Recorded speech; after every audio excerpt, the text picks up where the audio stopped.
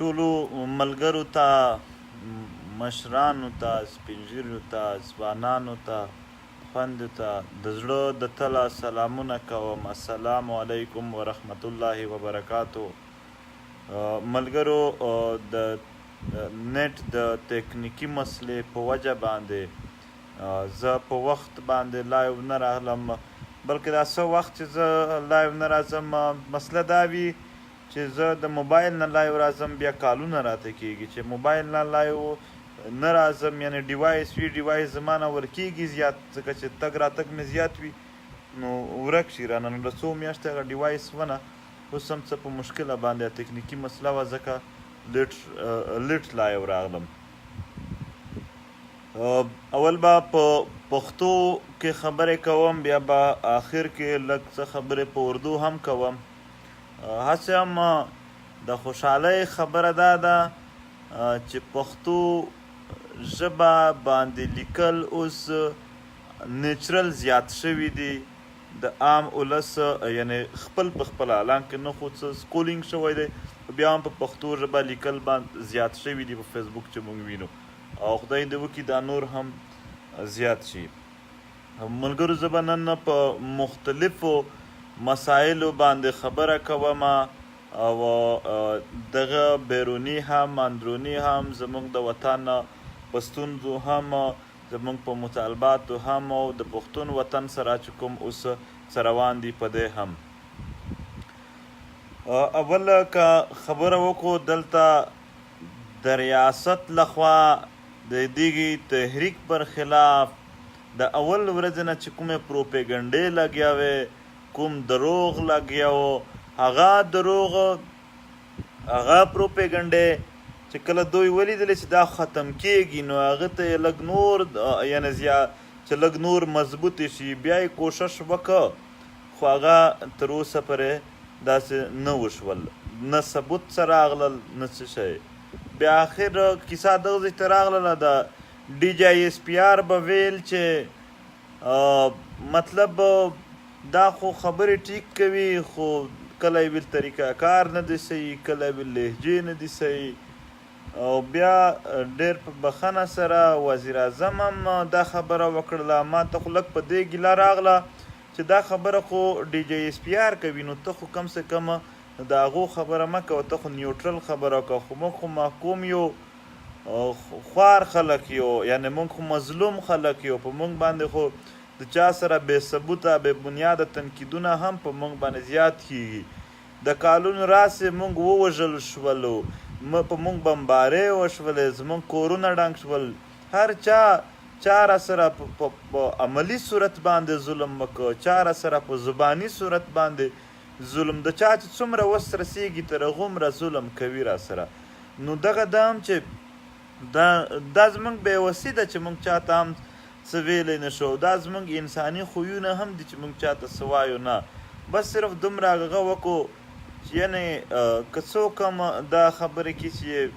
یا فنډینګ د بهر نه دی،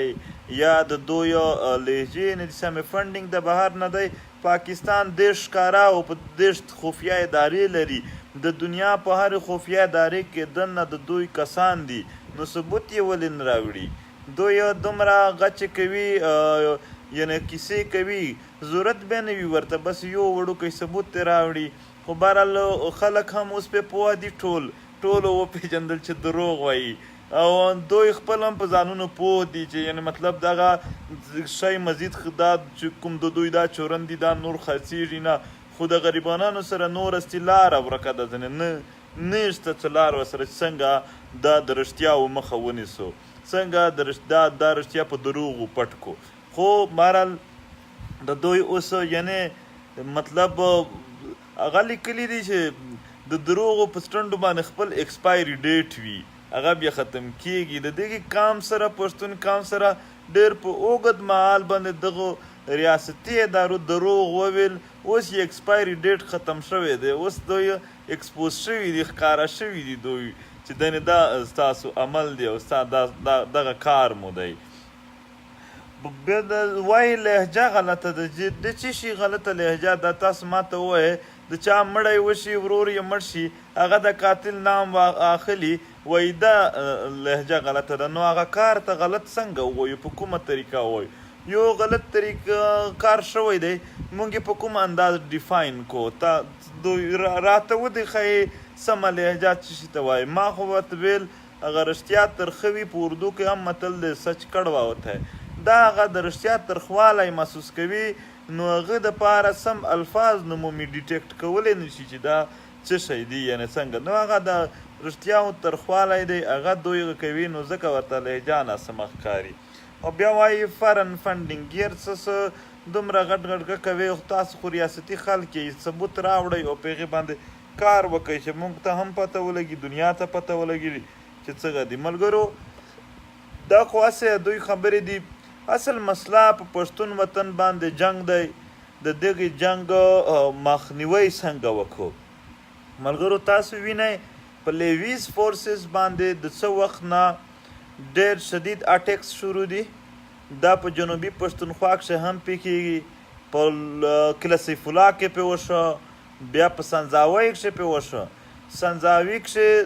د سنځاوي ولس ډېره مېړانه وکړله، د کله سیف الله هم د لورلایي هم، چې هغو کلکه مخه ونیوله، دوی یو دو خلاف یې درنه وکړې. باجوړ کې هم په لیویز فورسز حملې وشولې، بلکې اغوا یې هم کړل هلته، او په وزیرستان کې هم په لیویز فورسز باندې حملې وشولې. نو دغه دا ده چې د دغې خاورې لیویز که هر څه دي، دا زموږ د خاورې بچیان دي. باید موږ دغې دا د ترهګرۍ نوی لیر چې کوم دی، په دې باندې کلک نظر وساتو، او د دغې مخنیوي دپاره د یو بل سره کلک ودرېږو. ځکه چې دا لار در جوړوي، اول یې لیویز باندې وکړي، بیا په هغې نه بعد به یوه دوې حملې په فوجیانو هم پسې وشي، بیا به ستا د مشرانو مرګونه شروع شي، بیا به وایي چې دا وګوره په دې کې خو موږ هم مړه شوي یو دومره. لیویز خو زموږ خپل دي، دوی به خپل کسان هم څوک پې ووژني، نو هغه به بیا درته وایي بانه به پې در جوړه کړي، او دلته به جنګ جوړ کړي، او بیا په جنګونو باندې خو دوی سمې پیسې ګټي، سمې پنډې پیسې ګټي، دومره پیسې پې ګټي چې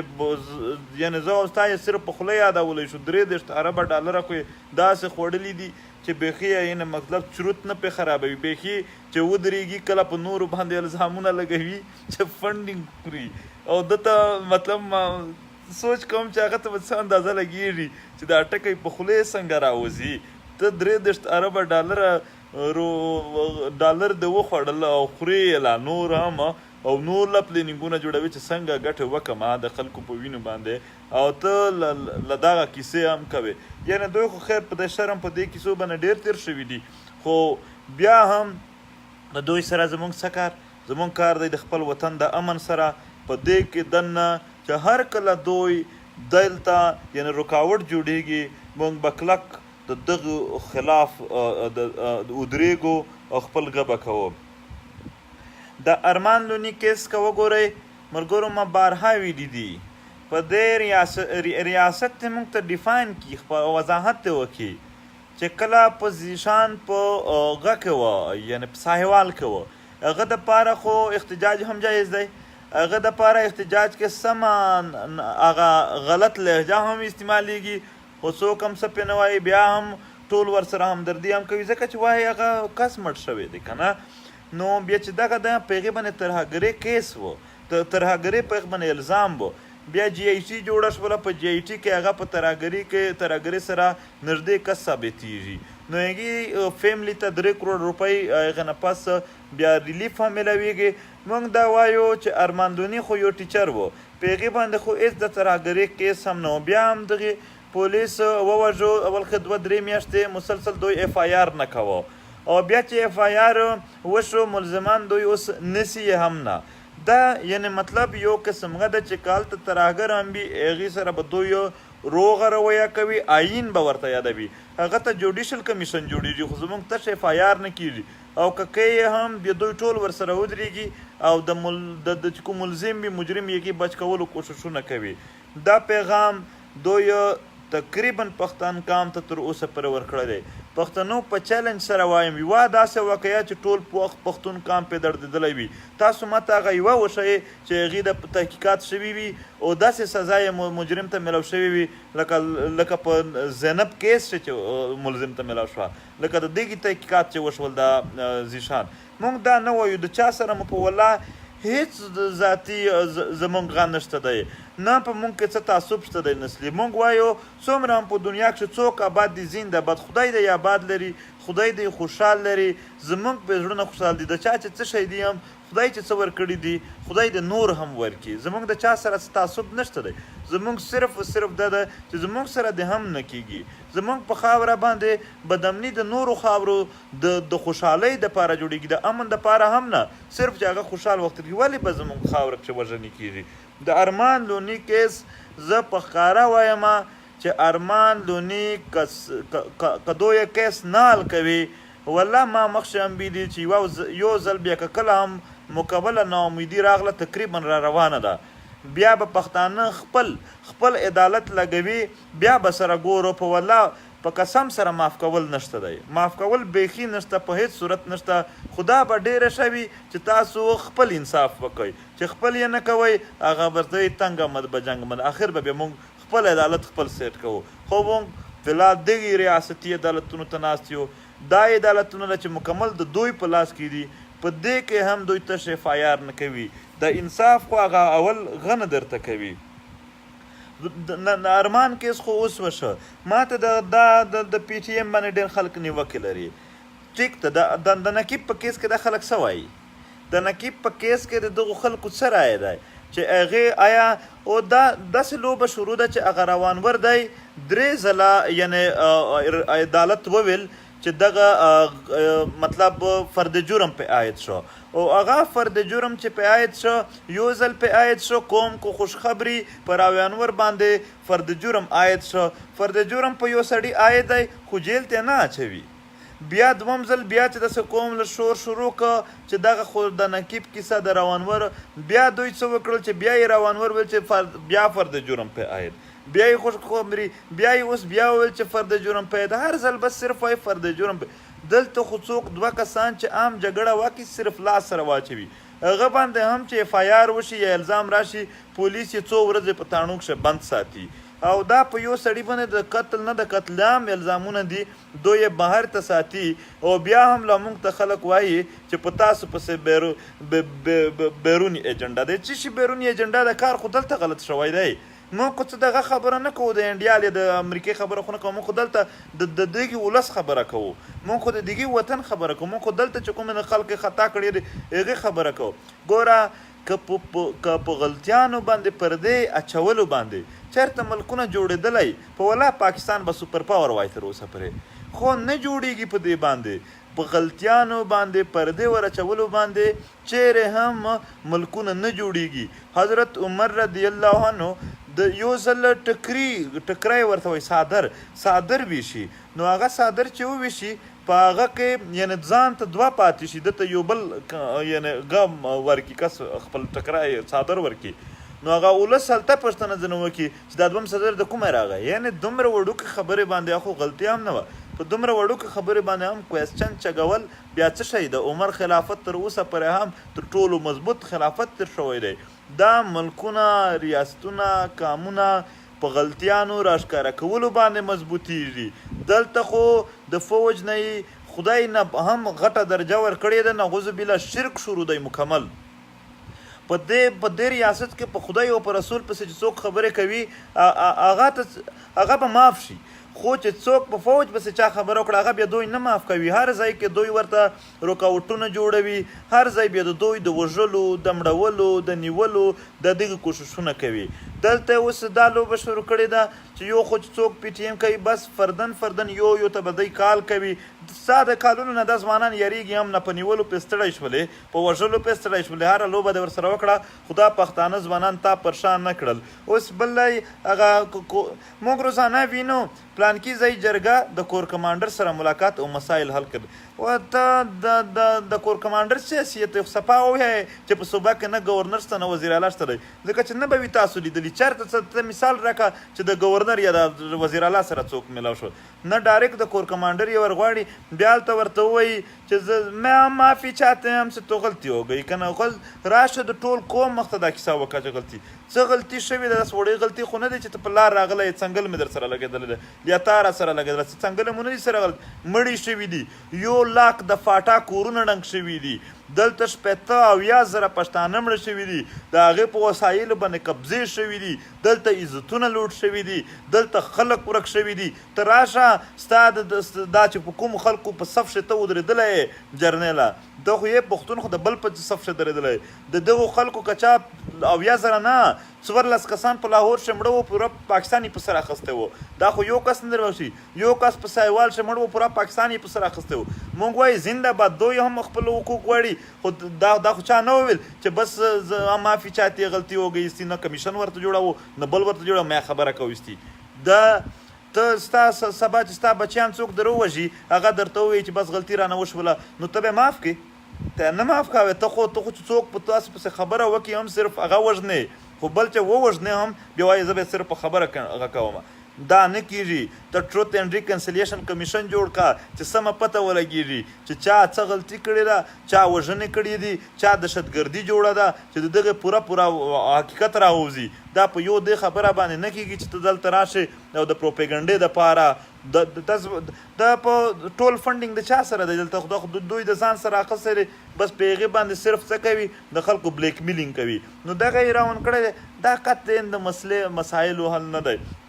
په دا باندې به ته ټیک ته یو علاقې خلک موږ ته پته ده چې دروغ خو تاسو سم ډېر وایئ، نو یو علاقې خلک به راولئ چې موږ خو به دا درته وکړو، دا درته وکړو، دا درته وکړو. 10 ورځې پس خو بیا هغې زړه درنه ماتېږي ځکه چې تا به هېڅ نه وي کړي. نو دا ستاسو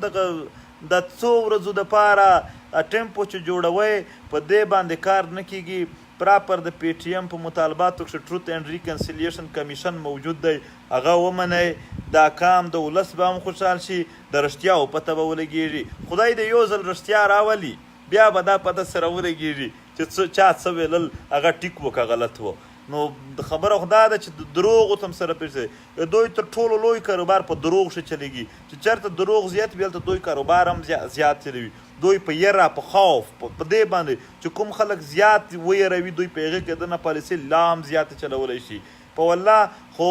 دا پښتون ولس و چې دا یرې دا هر شی دا ور ختم کړل او رښتیا ویل یې شروع کړل. او دا د پښتونخوا بچیان به بیا هم په هر صف کې درته ولاړ وي، رښتیا به هم وایي، او ستا دا دروغجن دا دروغ به ماته وي، ستا دا یرې دا چې تا ویلي وي چې که چېرته به زه چې څوک خبره وکړي مړه به یې کړم. ته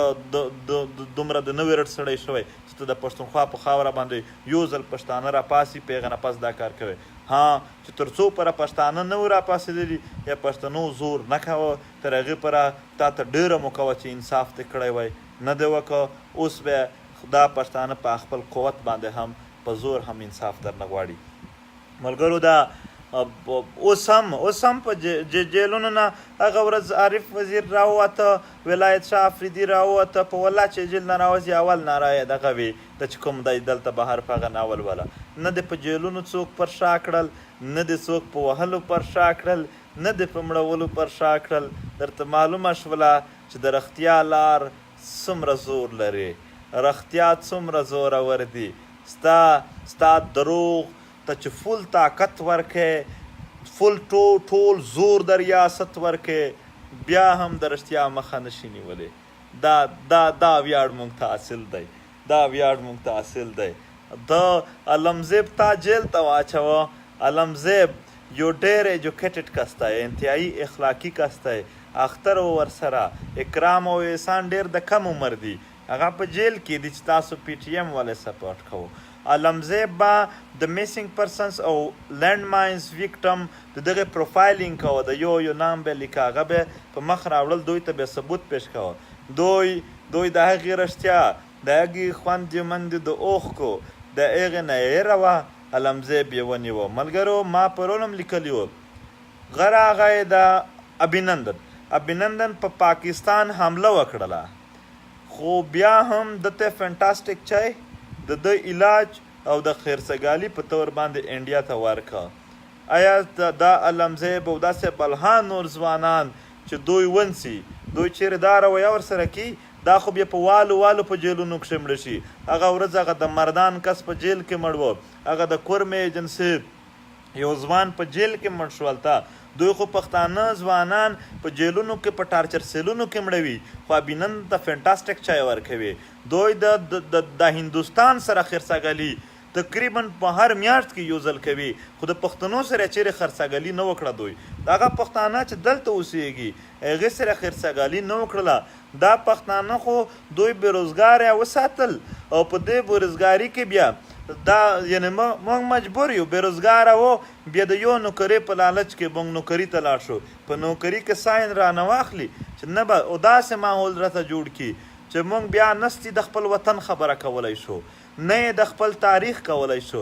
نه یې د خپلې ژبې کولی شو نه یې د خپل امن کولی شو موږ به چې یو پښتون نوکري څه کوي هغه به غلی وي چوپ به وي صرف به د ظالم چې څه هم هغه وایي د هغې سات به ورکوي دا زموږ د بېروزګارۍ نه هغه ناجایزې فایدې چې دلته په ریاستي توګه باندې ډېر په سامراجي ډېر په کالونیلیست بیهیویر باندې زموږ سره کیږي دا خیر بیا هم په هر شي کې به دا یو احساس څه ده چې موږ پښتون احساس ورته وایي هغه که موږ نوکري وي که نه وي هغه به زموږ سره موجود وي هغه نشي ورکولی وختي د یو وخت به دا هر شی وشي خو هر وخت به داسې نه وي نه به ټول عمر دا په موږ باندې دغه ورځې وي د ډېرو وختونه د دغه پښتنو سره ډېر په اوږد مزل کې دا کالونیلیست بیهیویر وشول او ملګرو دا چې څومره هم په کوم ځایونو کې اکټیویټیز کیږي دا ډېرې ښې دي او بیا د حیات آباد واقعه په حواله سره کیسه کوم حیات آباد افریدی قام ټول پښتون قام دا وایي تحقیقات یې وشي د دغې واقعې په دې کې څه بده ده د تحقیقاتو تحقیقات که بل څوک کار کوي ورته کېږي که تاسو نه هم څه کېږي تحقیقات دی باید وشي چې د رښتیا او پته ولګېږي چې ودرات څه چل و خلک پوره خبر نه شول هلته خبر چلېده چې دا د افغانستان 3-4 کسان دي هلته ناست دي بیا وروسته پته ولګېدله خلکو دا راپورته کړه چې نه هغه خو د خیبر ایجنسي دي هغه د هلته د ولس غوښتنه ده د هغې قبیلو خاندانونو غوښتنه ده چې کمیشن دې جوړ شي د دغې دپاره دوی وایي که چېرته دوی په ترهګري کې ملوث وي خو راته ودې ښایي موږ یو هم نه سپورټ کوو خو که چېرته ترهګري کې نه وي ملوث په دې کې څوک بېګناهه شوي وي باید هغه بېګناه کسانو سره ریاستي سطح باندې ناسته وشي او هغو ته انصاف میلاو شي په دې حواله سره هلته په خیبر ایجنسي کښې هلې ځلې روانې وې ولس کړلې ډېره د خوشحالۍ خبره چې ولس خپل هر شي ته بیدار دی او ملګرو دا زموږ هغه ستونزې د وطن چې زموږ ته تر اوسه پورې موجودې دي دا دي لږ به زه په داسې خبرې که اندروني یعنې دننه خبرې به هم زه لږ نن چیړم ما تر اوسه پورې چیرې هم نه دي چیړلې او زه مې یعنې زه د پردو په مخ کې دا زما دپاره بیا د شرم خبره وه خو کله کله دا وي هم چې باید موږ یو بل په ځینې کیسو باندې سره پوه کړو د هغې په نتیجه کې کیدی شي زموږ پرمختګ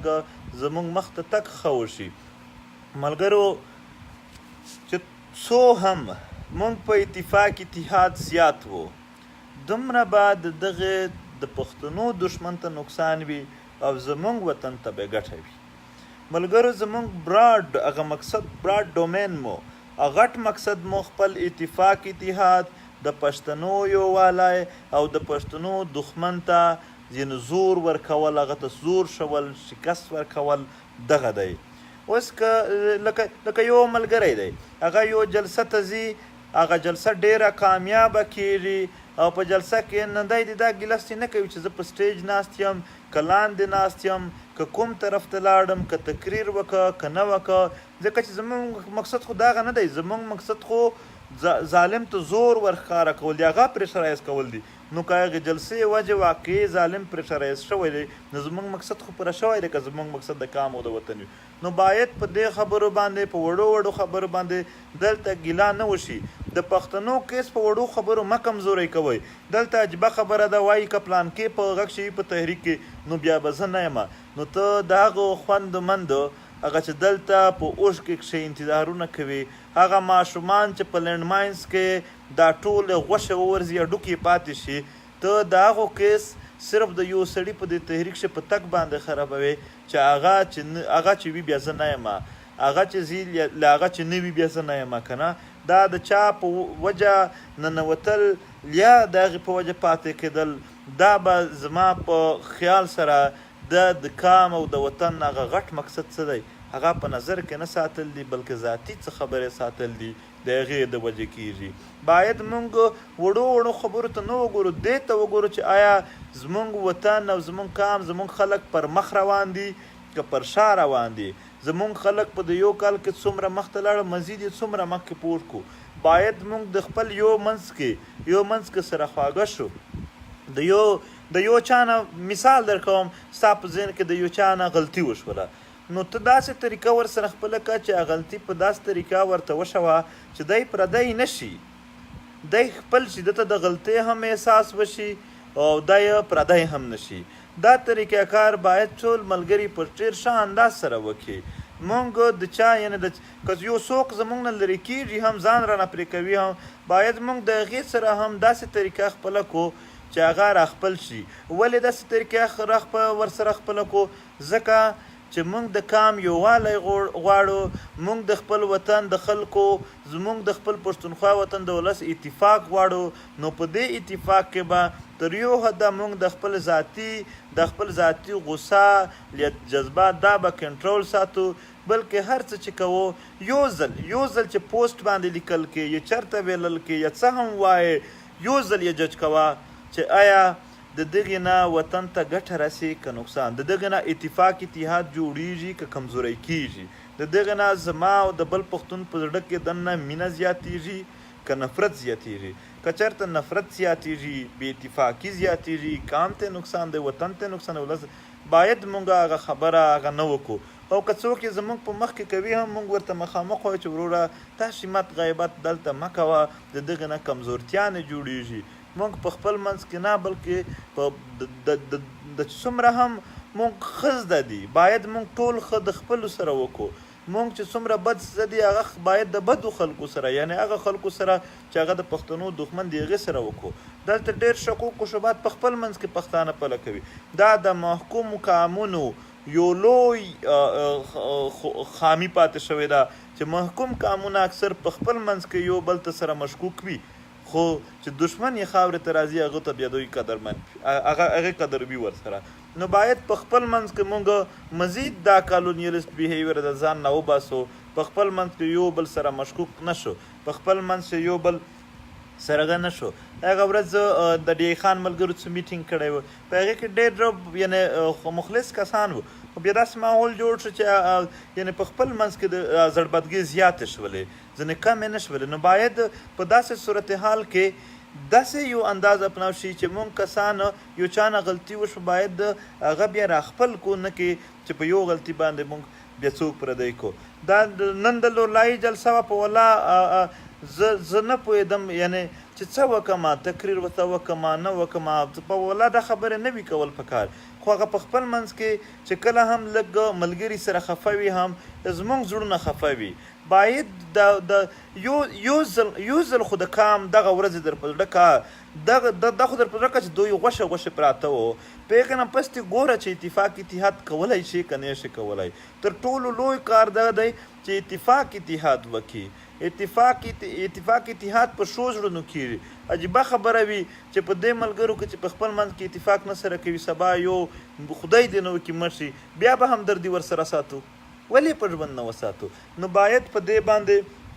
ډېر وشي او مونږ لګیا یو په هر لحاظ سره او بیا برداشت لږ ضروري دی زه وایم مونږ سوشل میډیا سیټ اپ تقریبا مکملونکی دی په هغې کې مونږ بیا را سیټ اپ کوو چې غلطي به چې څوک کوي کوم شي ته به مونږ غلطي وایو او که ویې کړله هغه به څنګه ډیل کوو نو باید مونږ هغه ته بیا هغه کار ور وسپارو هغه په دې حواله سره سوشل میډیا سپیشل دغه غلطیانې هغه په خپل ځای باندې غکي او بیا د پیغورجنه لهجه ما استعمالوئ دا یعنې یو کس دی هم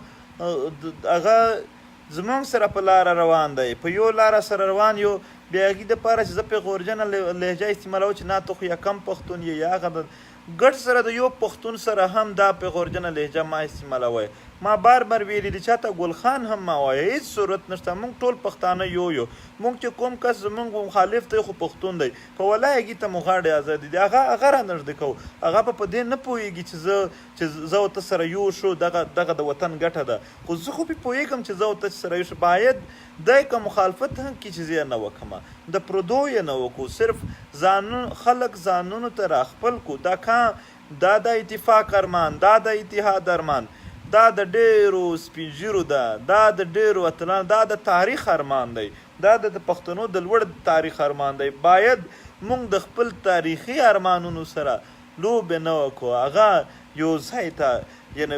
برابرولو کوشش وکړو وړې خبرې باندې غټې مسلې نه کو جوړ موږ براډ خپل مقاصد ته وګورو او بیا د یو خبره بله هم شروع وه چې پی ټي ایم مطالبات پی ټي ایم مطالبات صرف هغه 15 مطالبات نه دي د پی ټي ایم مطالبات ما یو ځل 20 مطالبات یاد و 20 مطالبات ما محاورتن ویلي وو کیدای شي دا 10 وي کیدای شي دا 8 وي کیدای شي 10 وي کیدای شي څومره مطلب د ټول پښتون اولس چې کوم مسایل دي هغه د جنگ سره تړلي د پښتنو که وسایل لوټل شوي دي دا د جنگ د وجې دي نو د جنگ سره تړلي څومره هم مسایل دي که د دوی وسایل لوټل دي که د دوی خلک لوټل دي که د دوی خلک اغوا کول دي که څه شی دي تاریخي هر شي سطح باندې به په دغې باندې خبره کوو هم او دا به زمونږ مطالبې هم وي او بیا زمونږ چې څومره هم یو د فاینانس په حواله سره زه کیسه کوم فاینانس مونږ ته تر اوسه پورې صرف او صرف خپلو پښتنو راکړی دی خپلو پښتنو یعنې فردن لکه یو سړی ملک نه یادوم عام پښتنو دلته راکړی دی که چا هم چا فاینانس داسې چاته ورکړی وي چې هغه پوهېږي چې رسېدلی دی که نه دی رسېدلی مونږ ته چا هم فاینانس رالېږلی دی ما وایس میسج په بیک کې ورته کړی دی په بیک کې که چاته وایس میسج نه وي میلو باید د هغې په هغې کس ته ووایي چې یا ما ته وایس میسج پې وکړه یا پیسې به نه وي رسېدلي هغه ور ورسه کیدای شي یو کس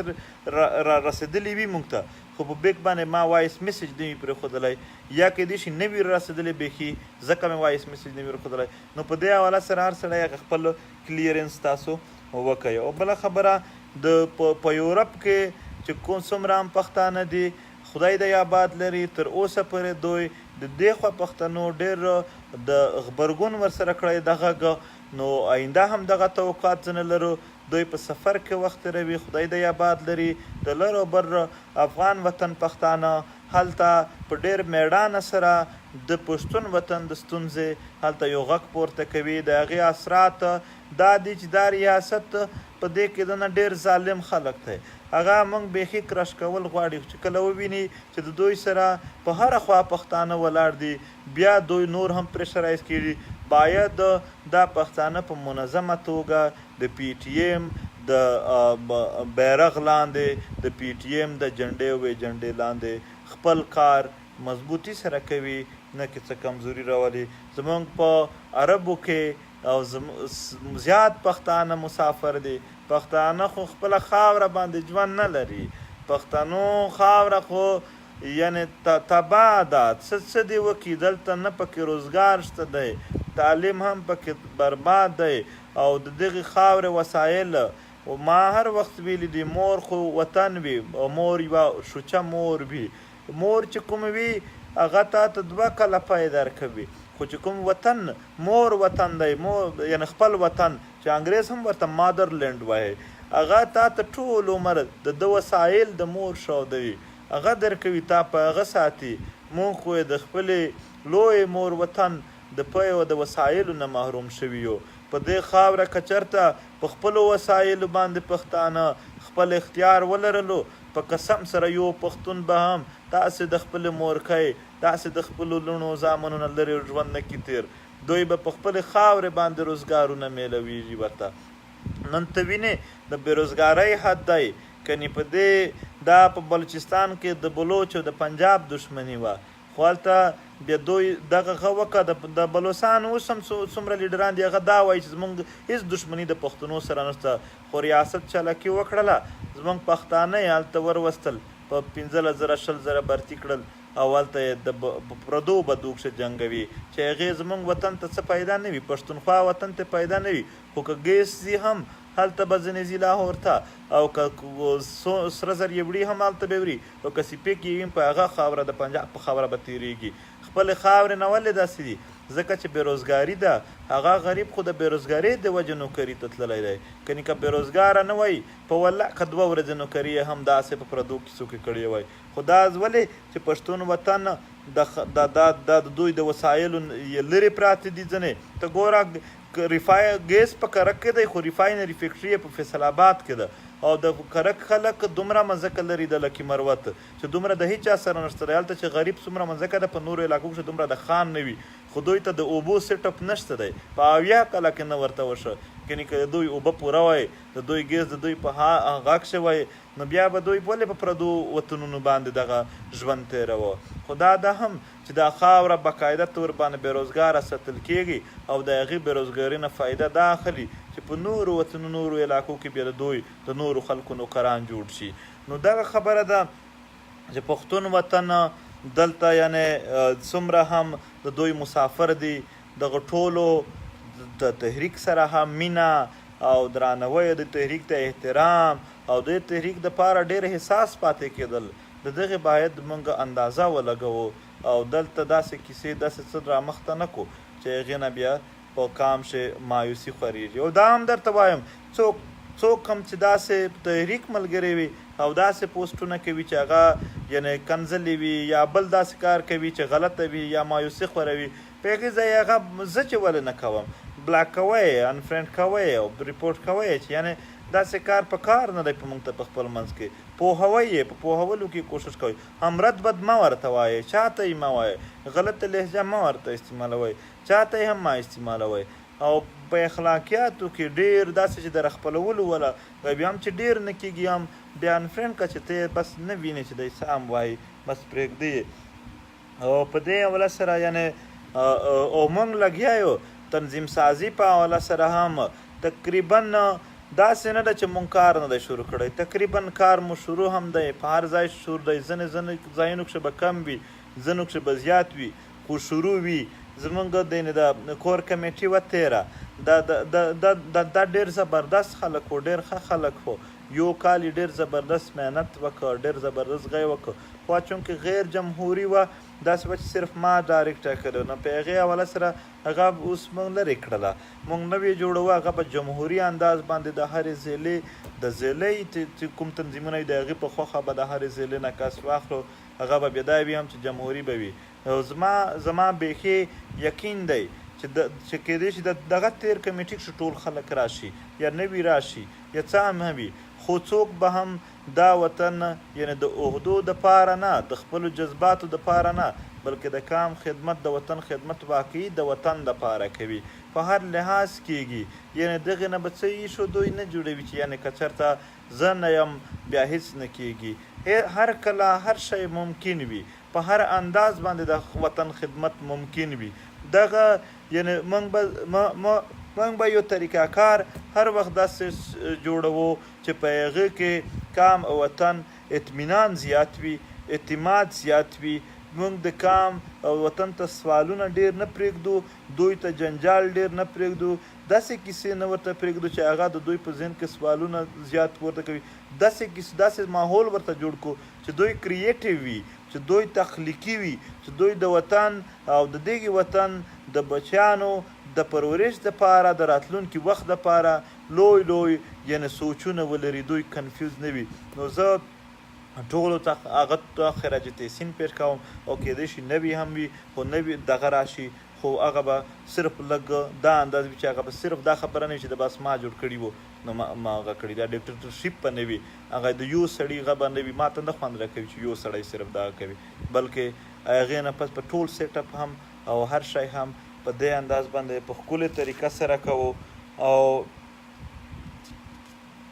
نورې خو داسې څه خبرې نشته دی بیا هم زه دا خبره کوم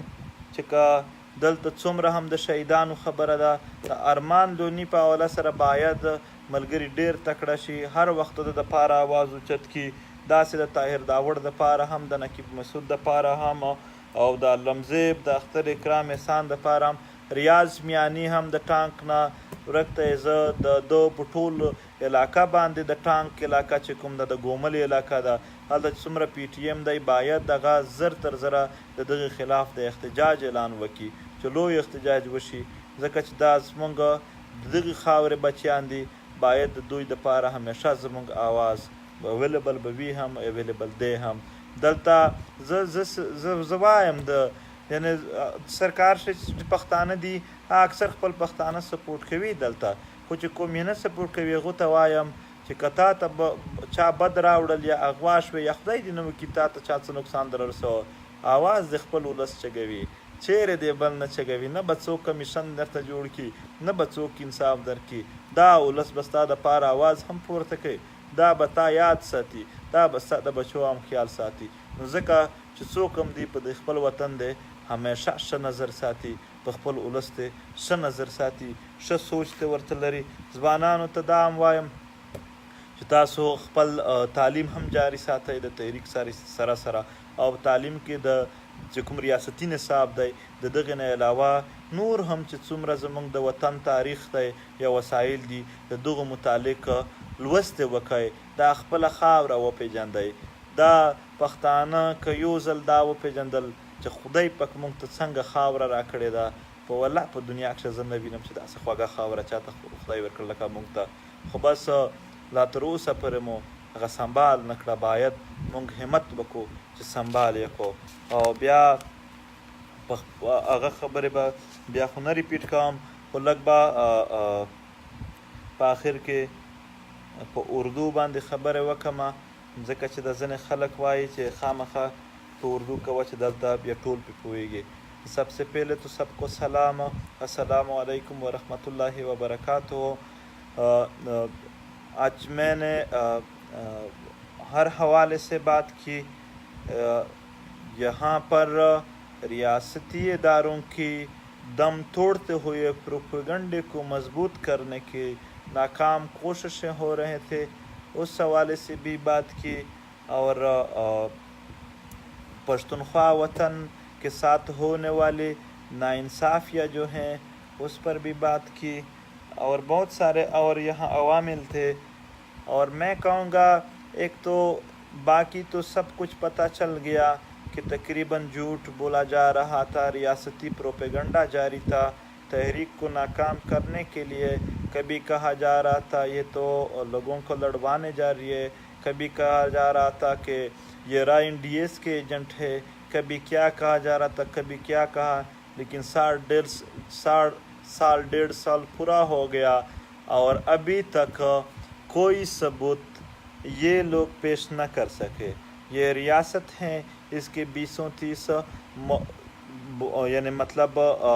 وہ ہے ادارے ایسے ہیں جو تو سب کو دکھائی دے رہے ہیں لیکن اس طرح 20-30 ان کے ادارے خفیہ بھی ہیں دنیا کے ہر ملک میں ان کے خفیہ اداروں کے لوگ بھی ہیں اگر ان کے پاس کوئی ثبوت ہے کہ فنڈ ہو رہا ہے یا ایجنٹ ہے تو وہ آج تک ضرور پیش کرتے مگر اس پر عوام بھی کنفرم ہے کہ یہ جھوٹ بولتے ہیں یہ لوگ خود بھی کنفرم ہے ان لوگوں کے پاس اور کوئی راستہ نہیں ہے اس لیے صرف یہی کام کر رہے ہیں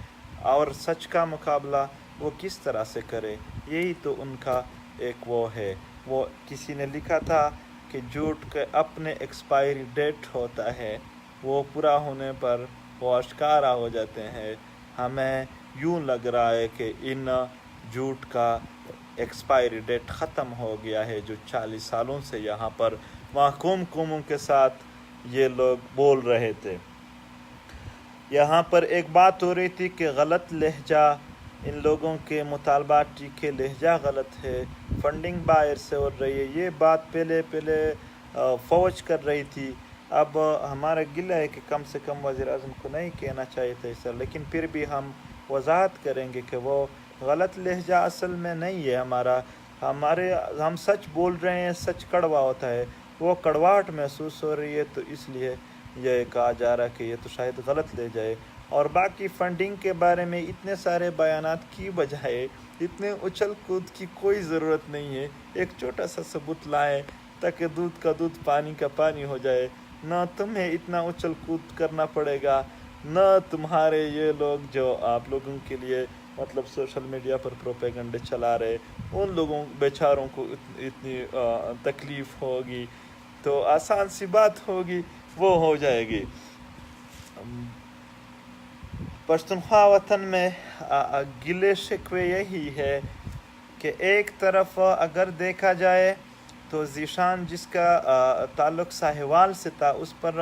الزام تھا کہ یہ دہشت گردوں کے ساتھ ملا ہوا ہے، فائرنگ ہوئی تو اس کے بعد احتجاج بھی ہوئے، اس کے بعد اس کے ساتھ ہمدردی بھی ظاہر کی گئی، رات کو نیند نہیں آ رہی، اور ایک وزیر نے کہا کہ وزیر داخلہ تھا میرے خیال میں، کہ اگر انصاف نہیں ملا تو استعفیٰ دے دوں گا۔ سب نے ہمدردی ظاہر کیا۔ 6 مہینے تک اس کے ایف آئی آر تک درج نہیں کیا جاتا تھا، اور ایف آئی آر درج کرنے کے بعد اپنی طرف سے لوگوں کو پیش کر ابھی ان ملزموں کو کے لیے راستہ ہموار کیا جا رہا ہے کہ اس کو رہا کر دیے گئے ہیں۔ یہ ٹھیک ہے، ریاست اپنی طرف سے کوشش کرے گی کہ ان چیزوں میں جو لوگ ان کا ساتھ دے رہے ہیں اس کو سہولت دے دے۔ یہ جو دہشت گردی کر رہے ہیں جو لوگ عوام میں خوف اور یأس پلا رہے ہیں، ان کے سہولت کار